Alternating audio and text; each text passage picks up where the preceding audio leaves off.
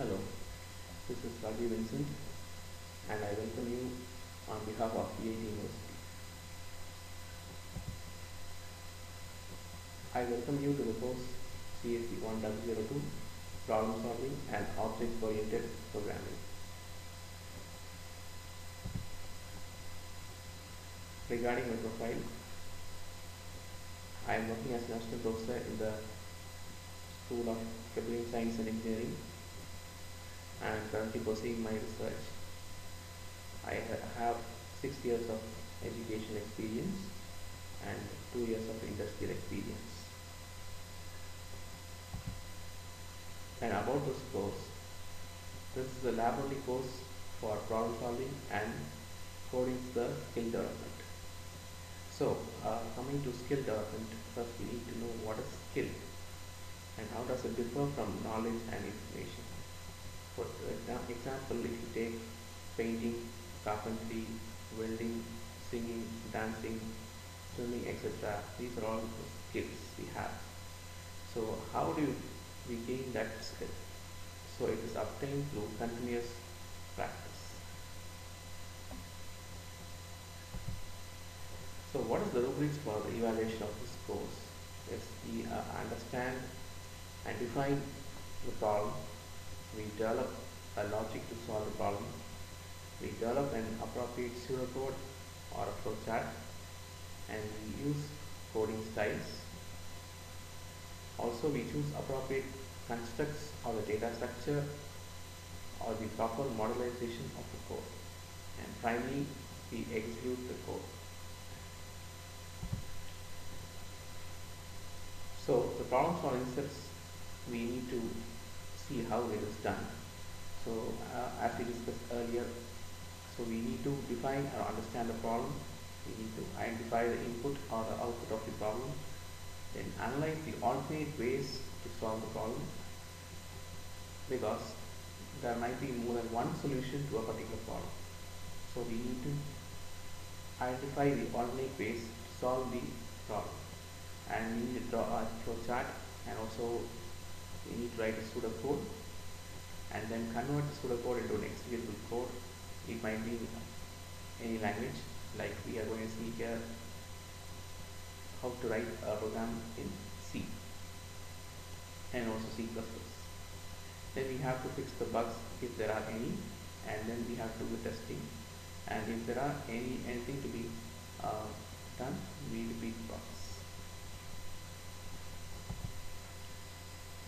So in CSE 1.01 we learned Python, so which was easy to learn, which was a language with simple rules. It was good for the beginners. The code was very much readable. It needed less development time. There was no memory management related. So it had a great support for building the web applications, and also it was a dynamic language and there was no type checking. But what are the limitations of Python? So we saw several advantages or the merits of Python. So what's the disadvantage or the demerits of Python? So it is not a good choice for memory intensive or computation intensive tasks. So there are issues related to memory here. Then the embedded systems where processor has limited capacity, this particular Python finds trouble. And for using the graphic intensive 3D game, it takes up a lot of CPU. Again, it creates problem. Then the applications that demand concurrency and parallelism, this particular Python is not suitable. And during development of mobile apps also we face some trouble, and also it has some design restrictions, and it's a interpreted language. It's not a compiled language, it's an interpreted language. So it's comparatively slow when it is with C or C++ or Java. So why do we learn other languages like C or C++ when compared to Python? So similar to a carpenter who has a hammer in his or her toolbox. So the hammer cannot work alone. So it has to work with the other tools in order to bring up a fine-tuned product. So every programming language has its positive and negative parts. So one language cannot do everything.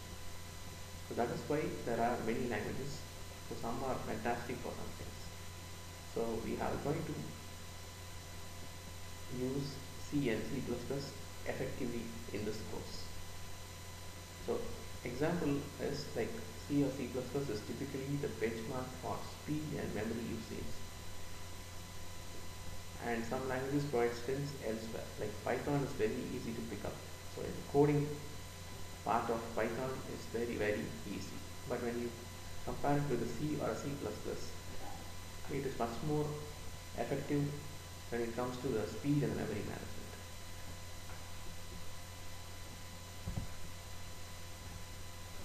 So when we are transiting from Python to C++ or C, it will not be so hard.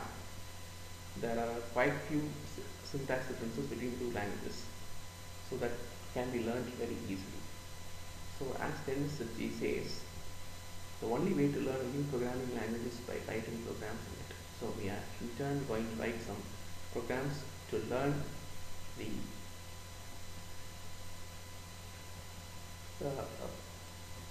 fundamentals of the language. And also we are going to need to see the advanced features.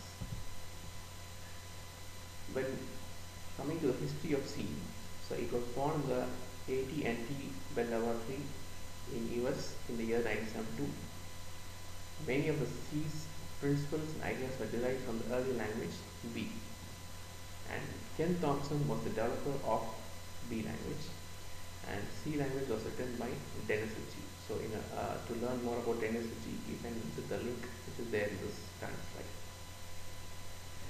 C language was created for a specific reason, that is designing the Unix operating system, which is currently the base of many Unix-based OS.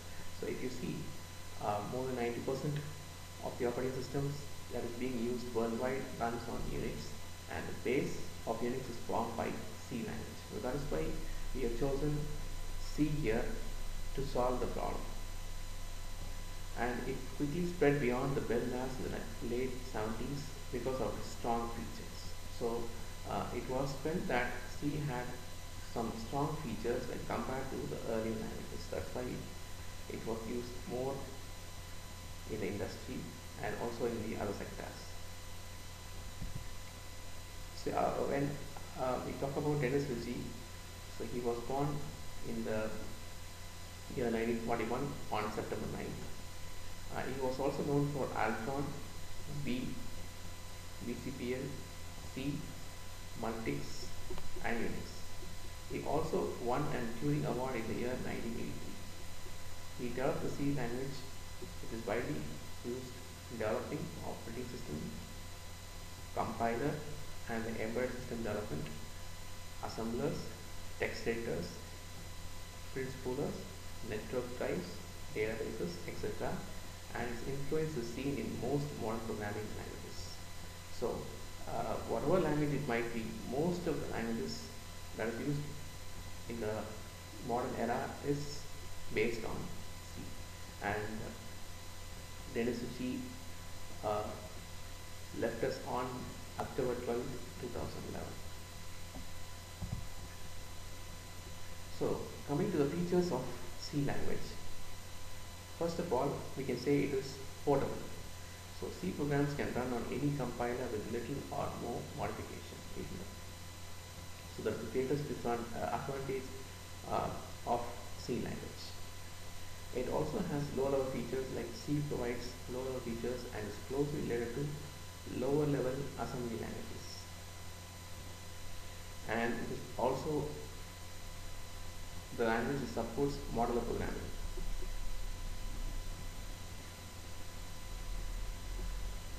So the software design technique increases the extent to which the software is composed of separate parts called modules. So here we going for the modular programming, where we divide the program into several subparts and then we try for the solving the problem.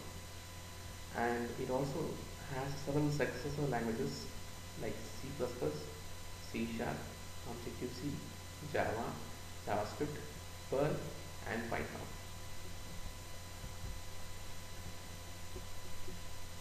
C is a structured programming language. So it divides the problem into smaller modules called functions or procedures. Usually we use the term functions more than the procedures. So we divide the problem into different functions. We try to solve the problem in a recursive way. Each function of the module handles a particular task and the collection of all the functions is called as a program, which solves the larger program. So it is easier to modify and also to debug the C program when it is divided into subparts. So talking about the modularity in technology and management, so the product systems are deemed modular. So as we discussed earlier, we follow the modularity concept in C. They can be decomposed to a number of components that can be mixed and matched in a variety of configurations. The components are able to connect, interact, and exchange the resources. That is the greatest advantage we have. And the plugs and the plug points are independent and may be manufactured even by different companies. So the difference between Python and C is basic difference.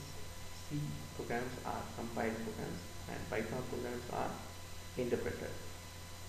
So what is the compiler language and what is the interpreter language? In the compiler language, the input is given as a program.